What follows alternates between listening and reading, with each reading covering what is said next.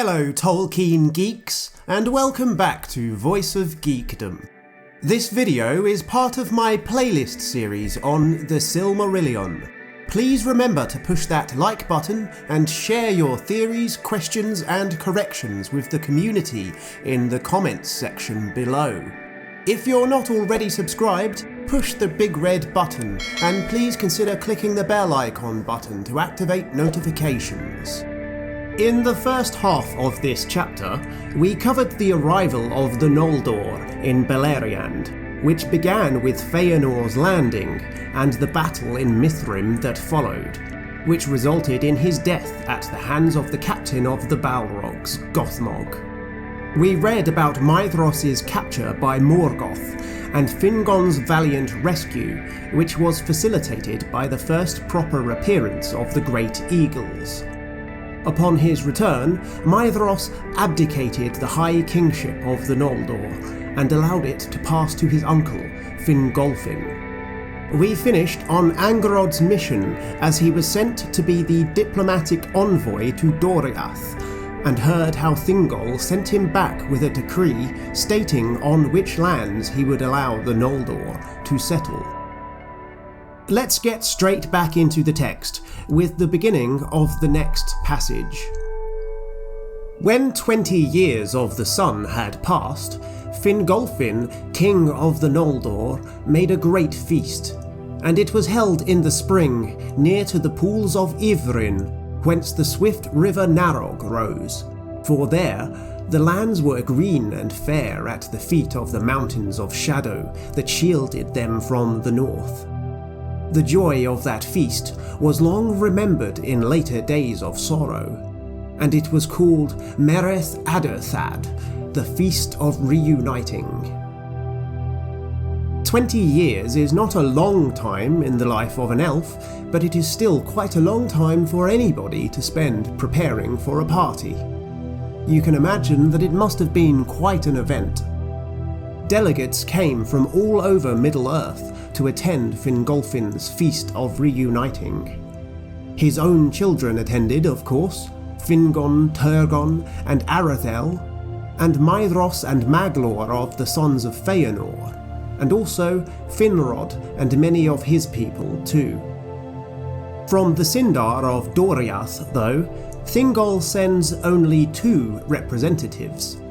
These were Mablung, one of Thingol's chief warriors, whom we will meet again several times, and who will be heavily involved in the story of Turin Turambar when we get to that chapter, and also Daeron, the singer, who will later play a small part in the story of Beren and Luthien. It seems to be a deliberate slight from King Thingol to send only 2 of his people to the feast.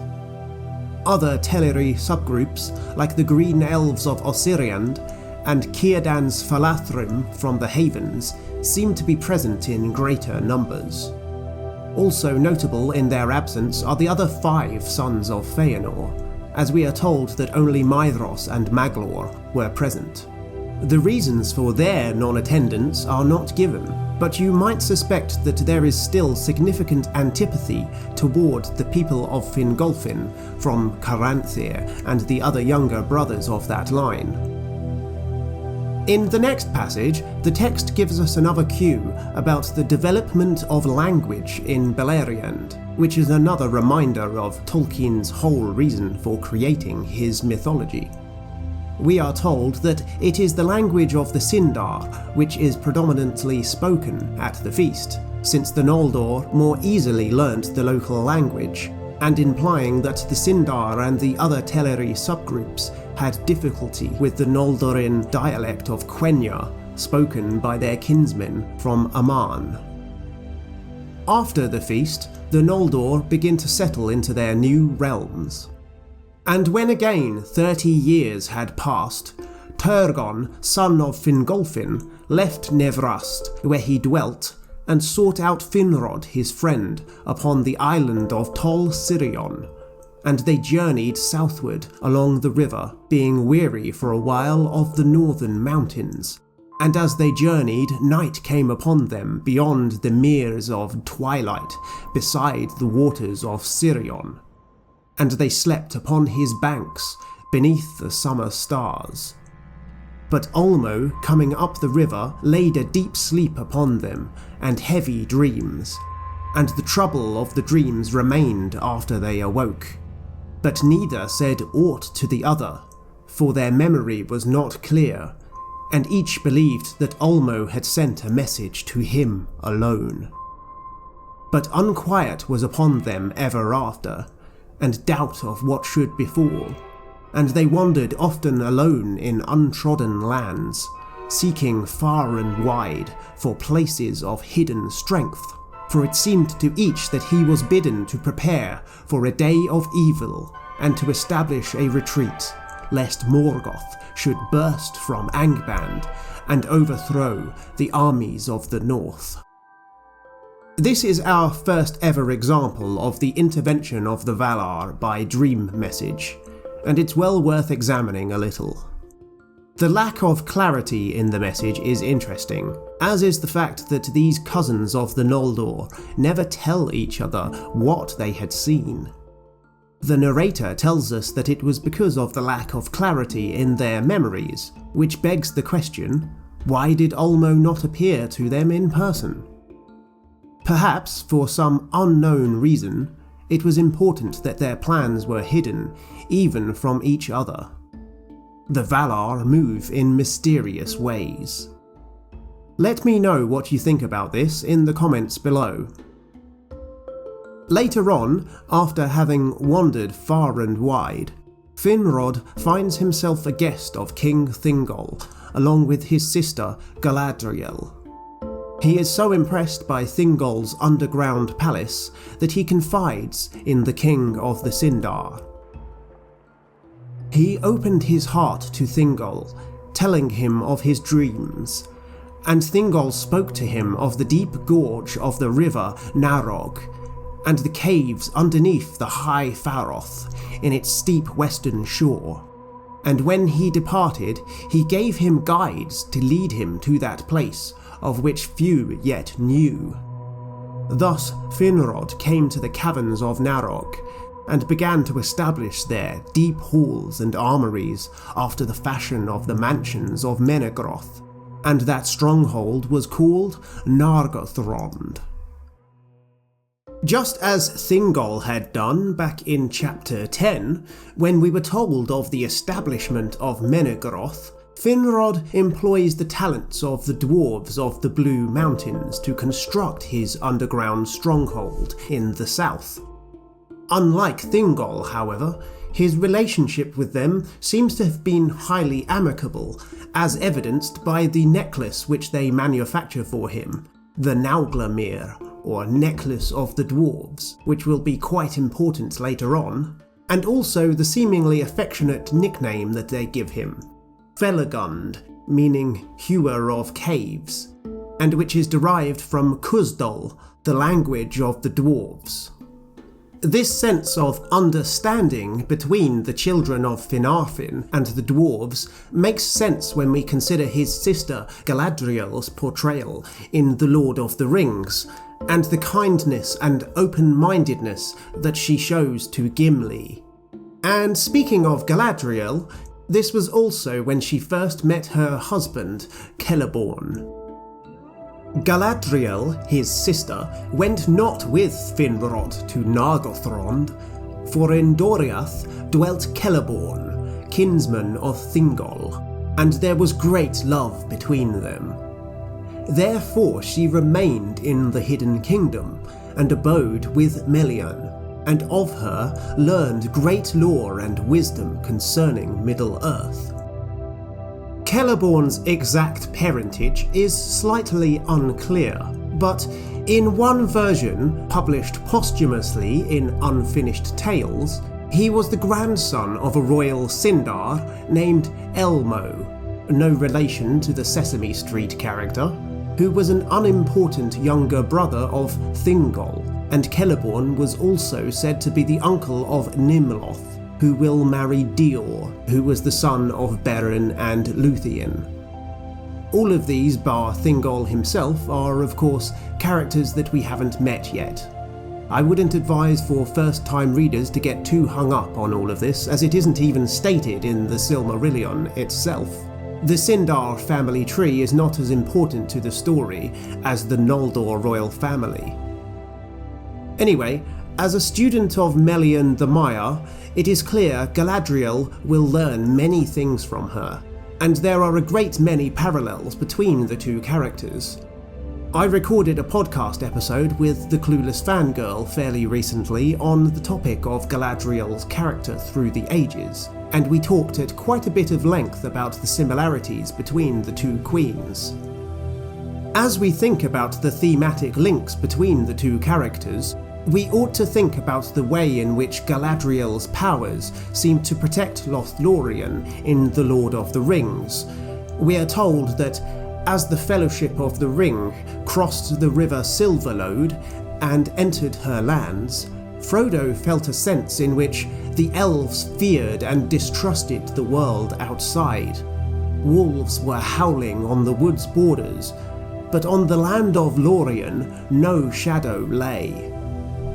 This feeling only intensifies as the Ringbearer continues on, and when he observes the city of Caras-Galadhon for the first time, he notes that, out of it, it seemed to him that the power and light came that held all the land in sway.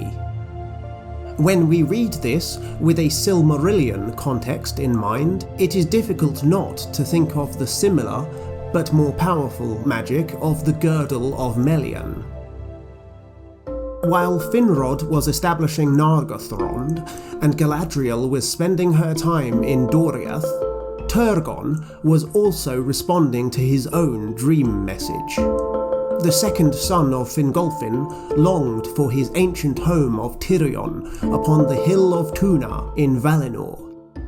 This apparent homesickness feels very much in line with what we learnt about him back in Chapter 9, when we were told that he spoke out against Feanor's speech against the Valar. A year after the initial dream, Ulmo visited Turgon once again, this time in person. He instructs him to travel to the Vale of Sirion. There he found a hidden place encircled by mountains, with a hill of stone at its centre. In secret, he began to devise a realm to be located there, modelled after the city of Tirion. Around 7 years later, Morgoth decides to test his strength against the Noldor once again, and sends his forces out from Angband to challenge them. But he was quickly defeated in what would later be known as the Dagor Aglareb, the Glorious Battle. A victory it was, and yet a warning, and the princes took heed of it, and thereafter drew closer their leaguer, and strengthened and ordered their watch, setting the siege of Angband, which lasted well nigh 400 years of the sun. For a long time after Dagor Aglareb, no servant of Morgoth would venture from his gates, for they feared the lords of the Noldor, and Fingolfin boasted that, save by treason among themselves, Morgoth could never again burst from the leaguer of the Eldar, nor come upon them at unawares. As stated, this was the beginning of the Siege of Angband, which lasted for hundreds of years, specifically up until the Dagor Bragolak, or Battle of Sudden Flame, in the year 455 of the First Age. The first thing to note on this is that the siege, or leaguer, as it was referred to here, was not a complete one. There were still many other routes out of Angband to the north, through the vast range of the Iron Mountains, and Morgoth would often send raiding parties out that way, and then back south again along the western coastline. In this way, he could continue to gain intelligence on the strength of his enemies and test their vigilance, all the while continuing to rebuild his own strength from deep underground. Secondly, it would seem that Morgoth's tactics were forced to change after the beginning of the siege. You may have noticed the ominous boast of Fingolfin that the only thing that might lead to the breaking of the siege was treason. The passage goes on to say that Morgoth's raiding parties took many elves prisoner, and that some he so daunted by the terror of his eyes that they needed no chains more, but walked ever in fear of him, doing his will wherever they might be. The Book of Lost Tales, which is effectively the very early first draft versions of the stories which became the Silmarillion, gives a name to Morgoth's power to dominate using his eyes: the spell of bottomless dread. Around 100 years after the beginning of the siege of Angband, the princes of the Noldor received another warning, though this time they failed to understand its significance.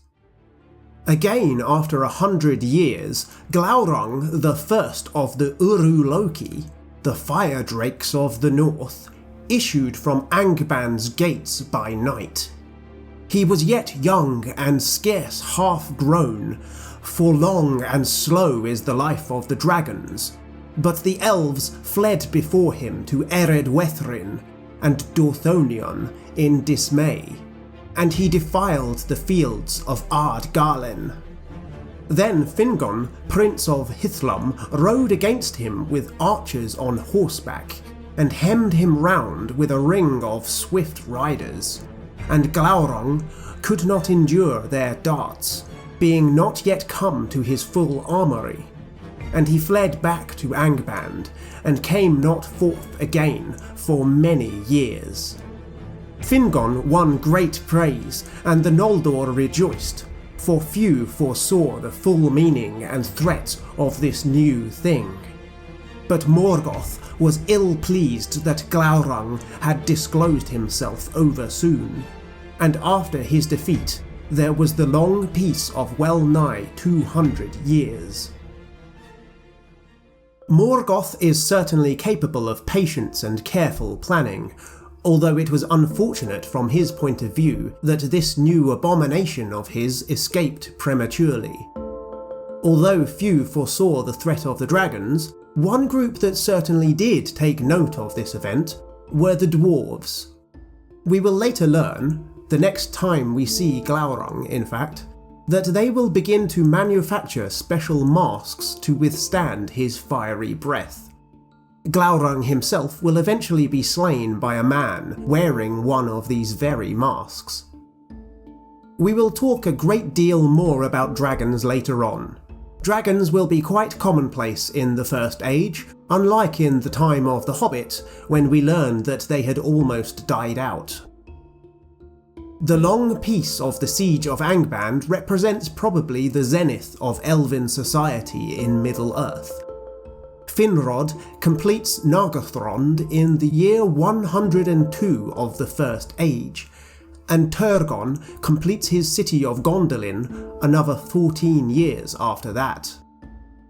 The Sindar and the Noldor remain distinct cultures, but starting with the Feast of Reuniting, begin to see themselves almost as one united society, each prospering from the cultural enrichment of the other, with the Sindar having the stronger love of natural things and of song, and the Noldor being the stronger warriors and craftsmen. In Chapter 14 of Beleriand and its realms, we will learn more about the region that the Quenta Silmarillion is set in, how the 400-year Siege of Angband was organised, how the Noldor settled the lands of the north, and we will get an overview of the major geographical features throughout the region.